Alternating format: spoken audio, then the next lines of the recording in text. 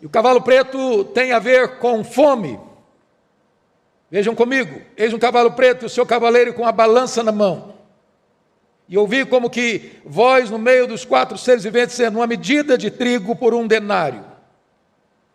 Isso é 1 litro de trigo por 1 dia de trabalho. Um homem trabalha o dia inteiro para comprar 1 litro de trigo.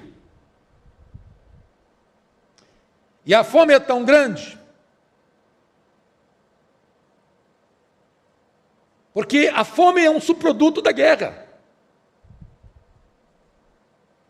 Hoje os jornais, alguns artigos estavam noticiando que o mundo vai entrar, depois da pandemia, numa fase dramática, milhões de pessoas morrendo de fome no mundo.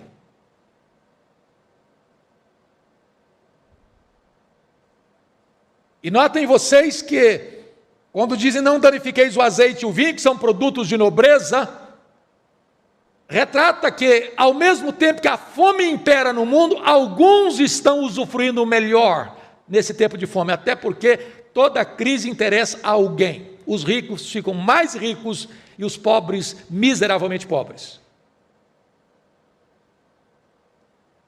Pois o Senhor Jesus está aqui profetizando essa realidade, que os jornais hoje noticiam, que os cientistas sociais proclamam, que os economistas e os sanitaristas estão aí dizendo, é isso que vai acontecer. Em seguida, notem comigo, que vem o cavalo amarelo, versículos 7 e 8. E o cavalo amarelo fala então da morte. O Hades, que é o inferno, sempre vem atrás da morte. A morte derruba e o inferno recolhe os mortos. Então preste bem atenção que este é o clamor, esta é a dor, esse é o sofrimento, que é desencadeado em cada selo que é aberto. É a história se desenrolando, é o homem gemendo, é a guerra, é a fome, é a morte. Agora notem comigo, que quando se abre o 5º selo, vem um clamor no céu. Olha o verso 9. Quando ele abriu o 5º selo, vi debaixo do altar as almas daqueles que tinham sido mortos por causa da palavra de Deus e por causa do testemunho que sustentavam.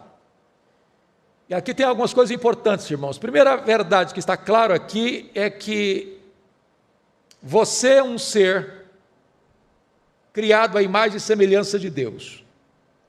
Deus criou você do pó da terra e soprou em suas narinas o fôlego da vida. Você é um ser físico, material, e você é um ser espiritual. Deus criou 3 tipos de seres: os anjos, os homens e os animais. Os anjos são espírito e não têm corpo. Os animais têm corpo e não têm espírito. Mas você e eu temos um corpo e um espírito, ou uma alma. No momento em que nós morremos, o nosso corpo, que foi feito do pó e pó, volta ao pó. Mas a nossa alma sobrevive sem o corpo. O nosso corpo não sobrevive sem a alma. Segunda coisa digna de nota é que estas almas não estão dormindo, como pleiteiam alguns equivocadamente. Elas estão conscientes. Elas estão no céu. Terceiro, estas almas que estão no céu, notem comigo, elas estão descansando, segundo o versículo 11. Eles disseram que repousasse ainda por um pouco. É isso que a Bíblia ensina quando você morre. Lá em Apocalipse 14, 13 diz, bem-aventurados são aqueles que desde agora morrem no Senhor, para que descansem das suas fadigas. Você e eu já visitamos um CTI de hospital. Um parente querido, um amigo achegado. lutando bravamente com a enfermidade que ia minando o seu corpo, sugando a sua energia. Meses, talvez anos num CTI. Pele e osso. Corpo caquético. Dor, gemido, sofrimento. Tubo de oxigênio. Até o dia que Deus diz: chega, vem descansar. Vem descansar. Morrer para um crente é descanso.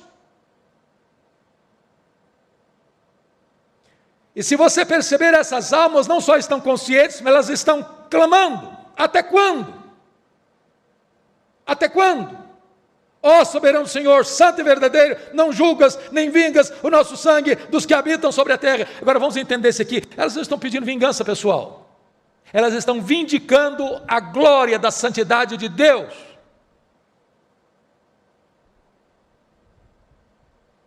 Se você percebeu, a cena sai do quarto selo da terra para o quinto selo no céu.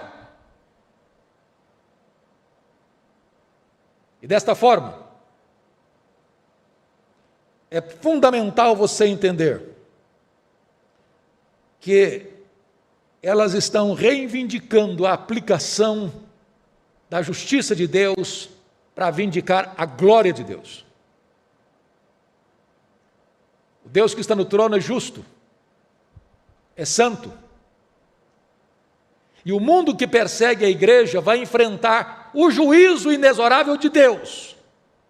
Fica claro, à luz das 7 trombetas que vão soar dos capítulos 8 a 11, que apesar desse mundo massacrar a igreja, perseguir a igreja, matar os cristãos e derramar sangue, a ponto da terra ficar bêbada de sangue, quando Deus derrama o seu juízo, ainda é um juízo misturado com a misericórdia. Porque Deus ainda chama o homem ao arrependimento. Ou vocês têm alguma dúvida, irmãos, que a Covid-19 é uma trombeta de Deus aos ouvidos do mundo? Mostrando para os homens que ainda é tempo de se arrependerem.